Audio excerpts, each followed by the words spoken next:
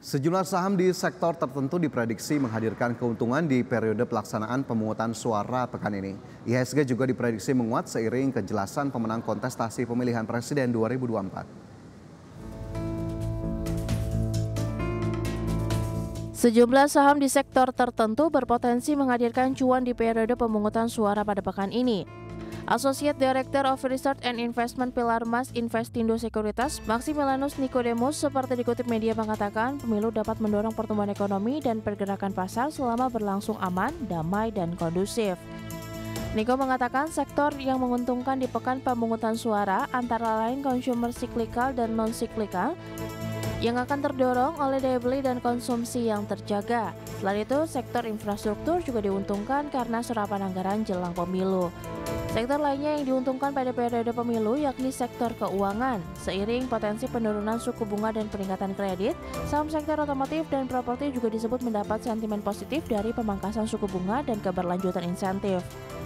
Vice Presiden Infovesta Utama Wawan Hendrayana mengatakan dalam periode Pilpres 2024 ketika pemenang pemilihan sudah jelas terlihat, maka pasar akan mencoba melihat sektor saham dan emiten yang terkait dengan program kerja yang akan dilaksanakan.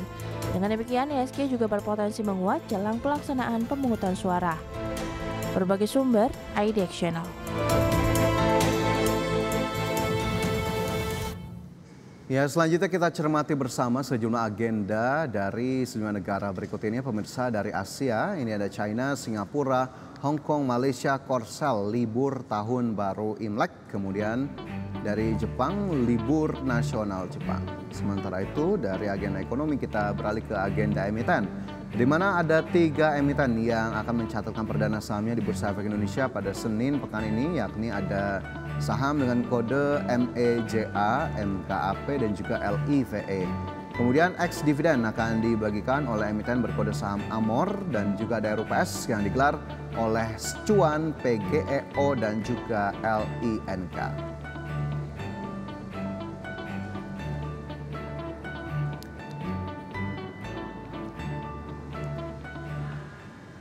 Dan pemirsa, untuk membahas lebih lanjut bagaimana kemudian proyeksi dari indeks harga saham gabungan sudah tersambung melalui Zoom bersama dengan Asfaroni Hendra Nazwin, analis saham rakyat. Mas Asfar, terima kasih banyak sudah bergabung bersama kami.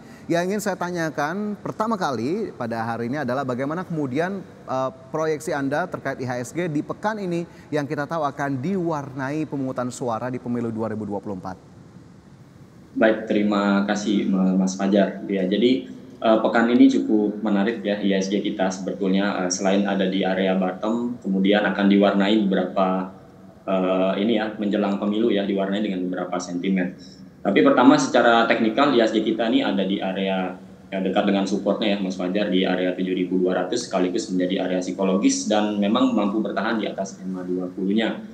Nah, secara indikator juga sebetulnya masih bagus ya untuk IHSG kita, walaupun pelemahan sempat bergerak kemarin yang melemah turun gitu ya. Tetapi secara keseluruhan inflow masih tetap ada ya, artinya asing capital inflow masih tetap berlangsung di bursa kita. Jadi per perdagangan tanggal 7 Februari kemarin itu inflow asing 1,42 triliun.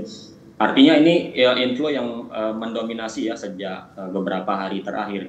Tentu ini akan menjadi sentimen yang cukup bagus. Artinya asing sudah mulai melihat bahwa kondisi bursa ya di domestik itu cukup bagus. Selain dengan beberapa alasan ya, selain dari secara teknikal memang loris dengan area bottomnya di area support, dan selain itu memang pertumbuhan ekonomi yang menjadi penyumbang kenapa asing kemudian inflow ya, di mana hasil rilis kemarin di angka bertahan di atas 5%. Walaupun sebetulnya secara dibandingkan dengan tahun sebelumnya masih bergerak turun ya, lebih rendah 5,05% gitu ya, di angka yang sebelumnya di tahun sebelumnya di 5,31%. Tapi secara keseluruhan faktor pertumbuhan ekonomi sebetulnya menjadi alasan mengapa asing masih tetap inflow. Selain itu juga kita bisa melihat dalam beberapa pekan terakhir ya, kontestasi politik yang sebentar lagi akan terlaksana ini secara keseluruhan masih berlangsung aman dan damai. Kira-kira itu yang menjadi penyebab kenapa IHSG kita masih akan menarik menjelang pencoblosan hari Rabu nanti.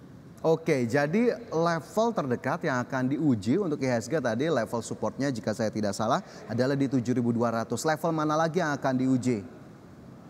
Saya rasa pertama di 7.200 saya rasa itu akan menjadi level kuat ya.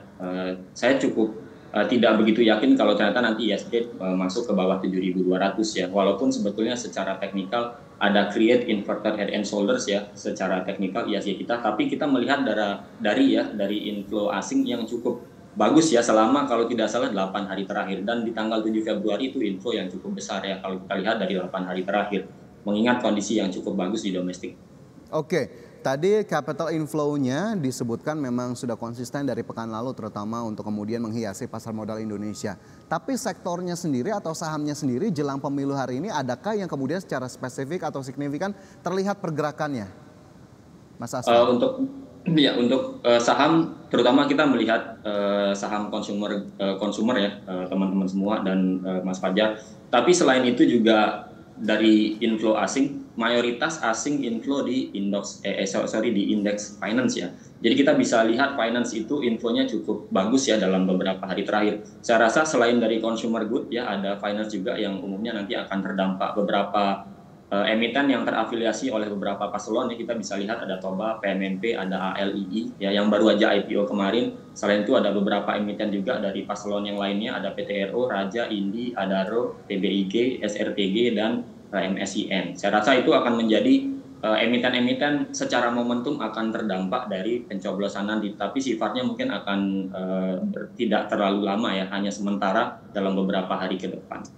Oke, jadi memang tadi ada sejumlah sektor yang ikut begitu ya merasakan euforia dari pemilu tahun 2024 ini. Ada sektor keuangan di sana, kemudian consumer, bahkan tadi sektor-sektor yang berkaitan atau terafiliasi dengan capres lah, kita bilang capres atau cawapres, ataupun mungkin tim-tim yang terkait seperti komoditas di sana. Tapi sebelum kita gali lebih lanjut, kan kita tahu juga nih Mas Asfa bahwa di pekan ini terutama di hari Senin pasar Asia rata-rata masih libur karena tahun baru Imlek. Apakah kemudian pasar domestik kita ini akan cukup terdampak juga, akan cukup sepi juga pergerakannya di hari ini, Mas Asfa? Untuk dampak dari sebagian besar bursa Asia yang masih libur ya, sebetulnya tidak begitu signifikan ya terdampak di bursa kita. Karena kita lihat bursa kita selalu sedikit berbeda ya pergerakannya dari bursa Asia. Misalnya ketika beberapa bursa Asia yang cenderung melemah, kita masih konsisten menguat ya. Artinya beberapa kondisi internal kita masih solid. Tapi saya cukup optimis ya bahwa bursa kita tidak akan sepi ya. Justru dengan liburnya sebagian bursa Asia itu seharusnya bisa menjadi peluang untuk ISG.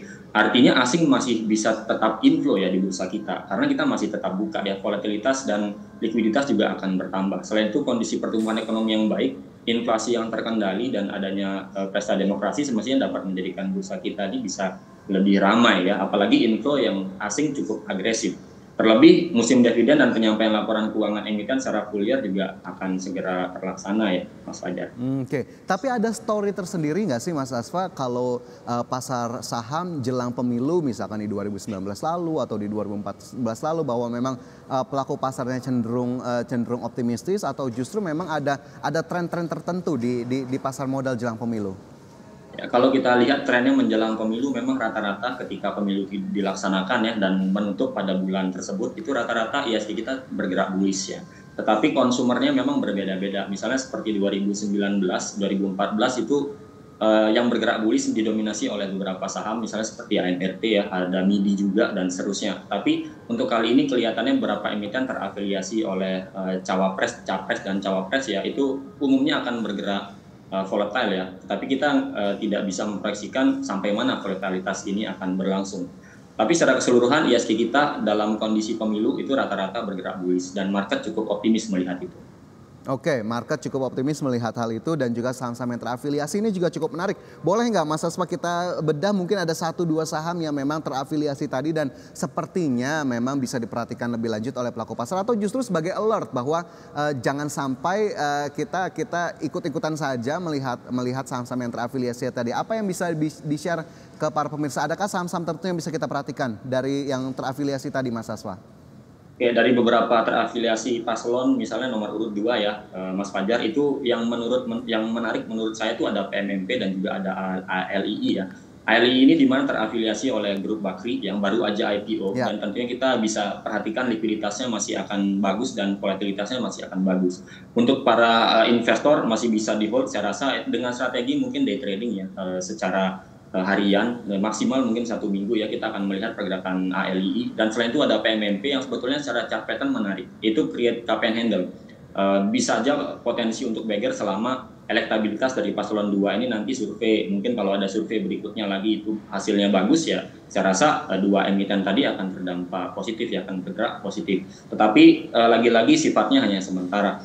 Untuk paslon nomor 3 misalnya ada beberapa yang perlu kita perhatikan, ada yang bisa digarisbawahi, ada Adaro, ada MSIN ya, grup MNC, dan juga ada Saratoga. Kira-kira itu beberapa emiten yang perlu diperhatikan. Secara teknikal ketiganya adalah emiten yang cukup low risk ya. MSIN mungkin baru aja breakout dari area resistennya.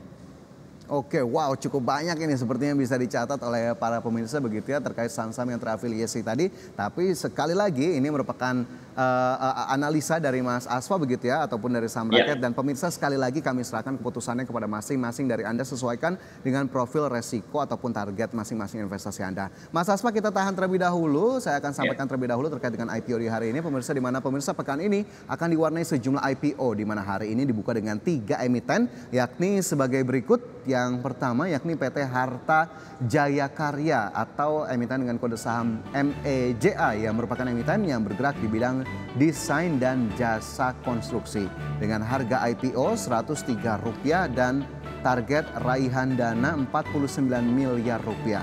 Kemudian yang kedua PT Multikarya Asia Pasifik Raya atau MKAP. Ini merupakan sektor saham energi dengan harga IPO Rp115 dan target dana Rp74 miliar.